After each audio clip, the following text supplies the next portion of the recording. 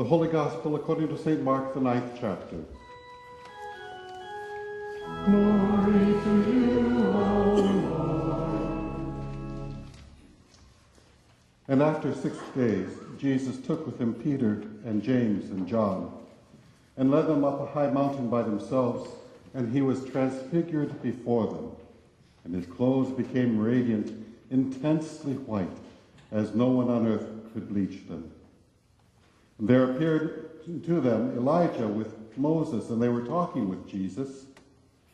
And Peter said to Jesus, Rabbi, it is good that we are here. Let us make 3 tents, one for you, one for Moses, and one for Elijah. For he did not know what to say, for they were terrified. And a cloud overshadowed them, and a voice came out of the cloud. This is my beloved Son. Listen to him. And suddenly looking round, they no longer saw anyone with them but Jesus only.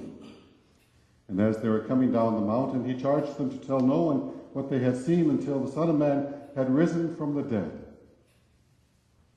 The Gospel of the Lord. Praise to you, O Christ.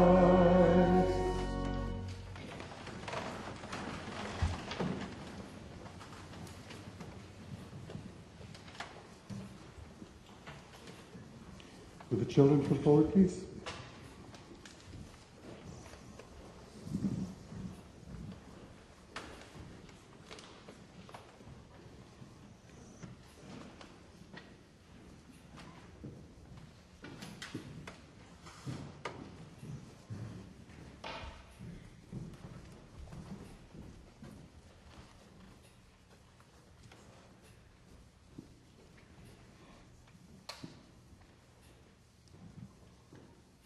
It's good to see you.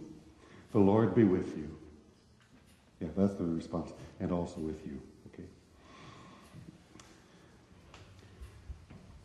Right up here, how many people are there? Can you count them? 3? Mm-hmm. 1, 2, 3. Oh, did you forget me? Or did you forget your brother? Okay, there's 4, right? There's 4 people. You can count them. You agree? You agree? Where are we? We're in church, right? And when we're in church and we're all praising God and praying to God and thinking about God, where is God? In heaven? Mm-hmm. That's a good answer.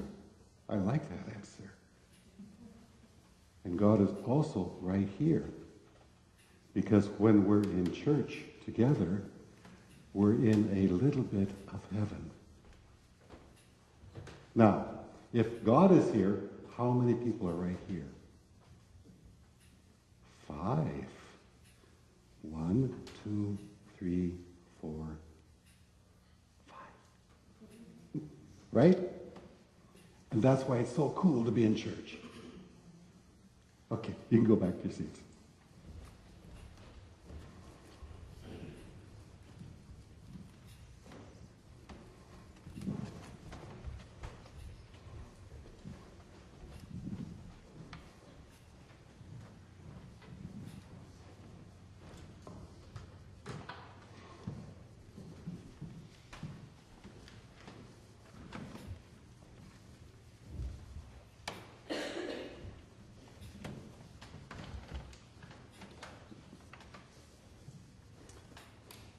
Grace and peace to you from God our Father and our Lord and Savior, Jesus Christ.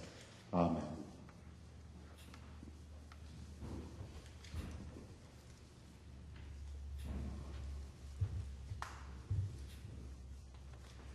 I want you to put yourself into the scene from our gospel lesson.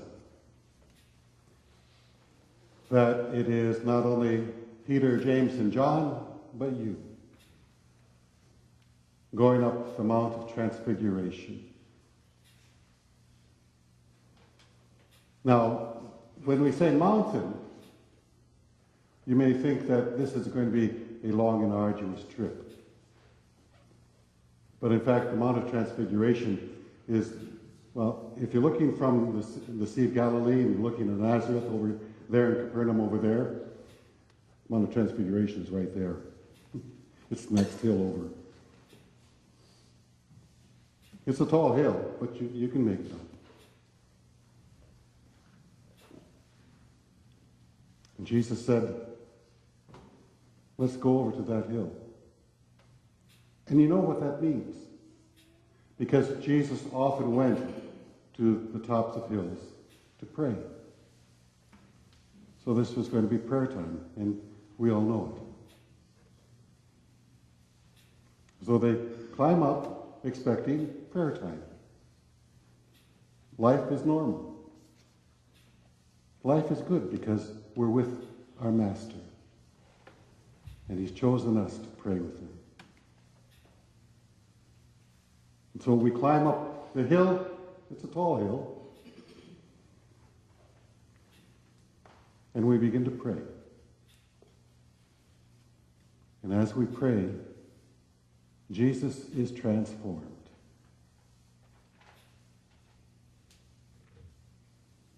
This is not what we expected. Jesus is transformed, and that transformation is shown by the brilliance of his clothing. In fact, the brilliance of Jesus.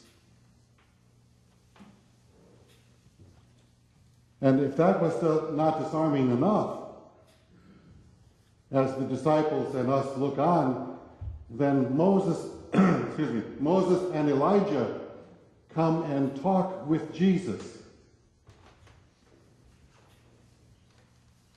And how do we know who Moses and Elijah are? They died long before we were born.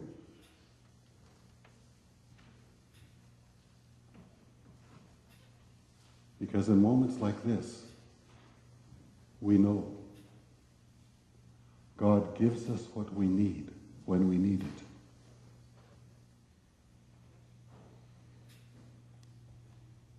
We know who Moses is. Wouldn't that be thrilling by itself?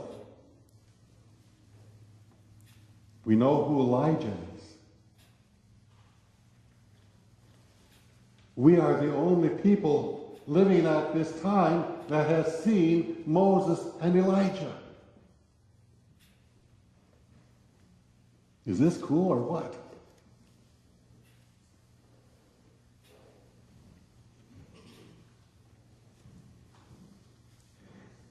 And then Peter.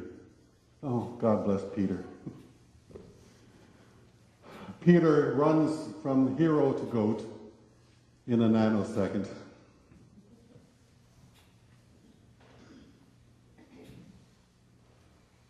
You and I would be thrilled to see Jesus transfigured, shining right in front of us, and Moses and Elijah, and we know who they are, talking to Jesus. We would be thrilled. Peter was scared.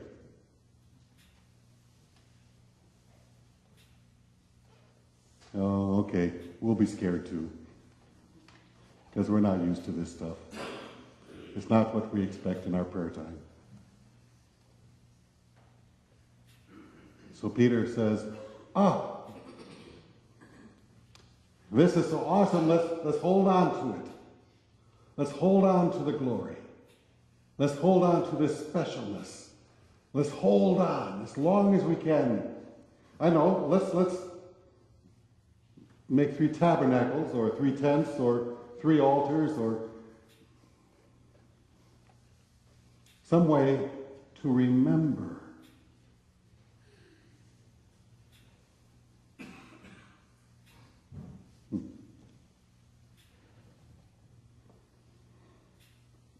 St. Jerome.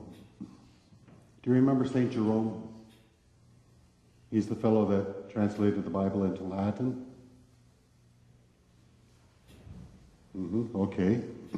Little church history here. St. Jerome translated the Bible into Latin, which is why we think the Spirit is masculine, because the Latin word spiritus is a masculine noun. but that was a translation of the Hebrew word ruach, which is a feminine noun. I just thought you'd like to know that. You're not writing this stuff down. It's going to be on the test sooner or later.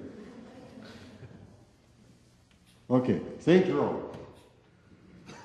St. Jerome looked at this text 1,600 years ago.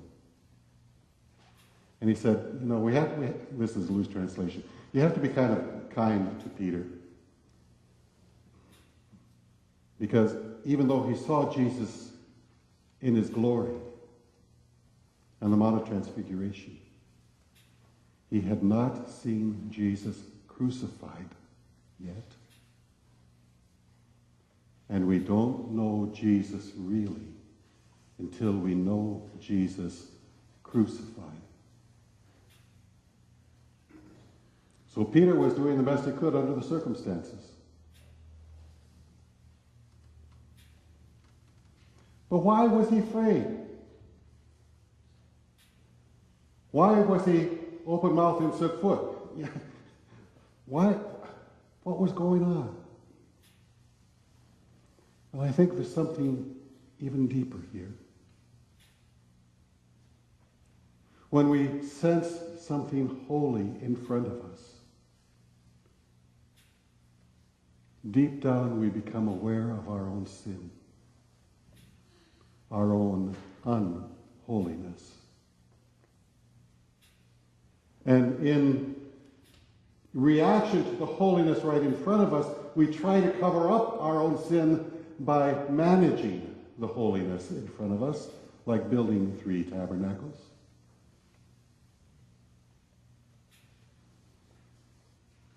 Because the light of Christ,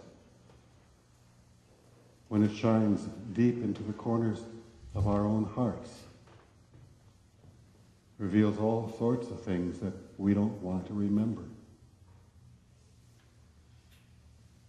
Our fear over our own health or death, our fear over politics or the economy, our fear for our families,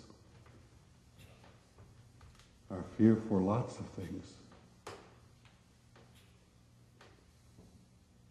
All of that is disclosed when the light of Christ shines deep into our own hearts.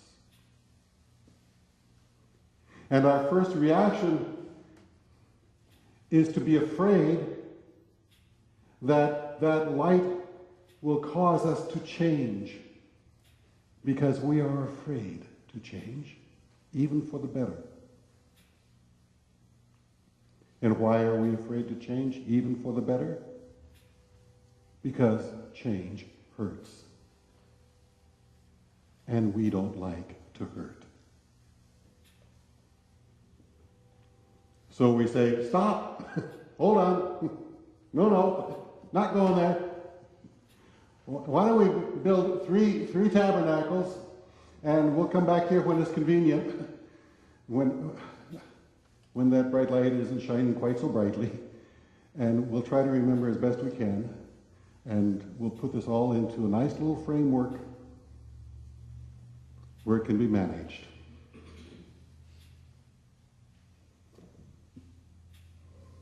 I love Peter, because Peter's me. I'd do the same thing.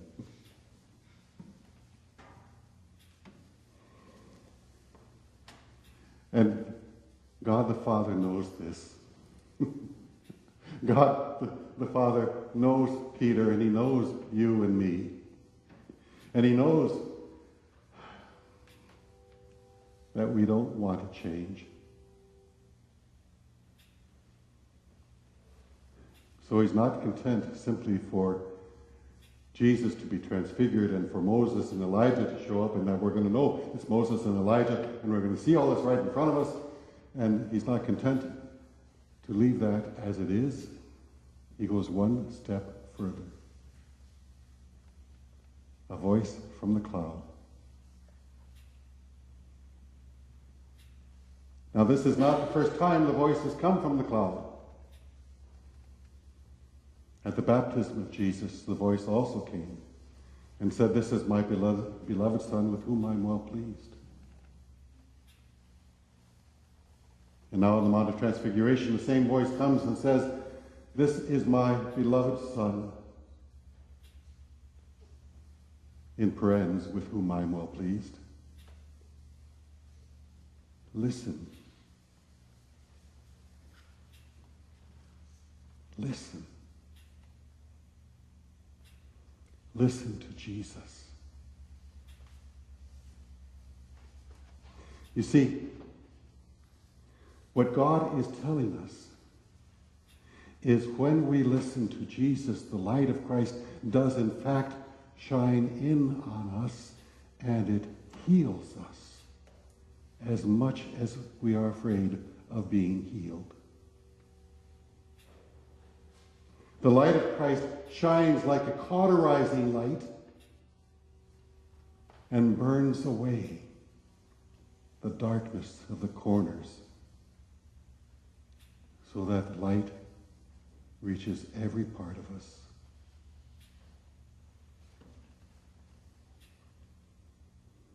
That is, of course, if we're listening.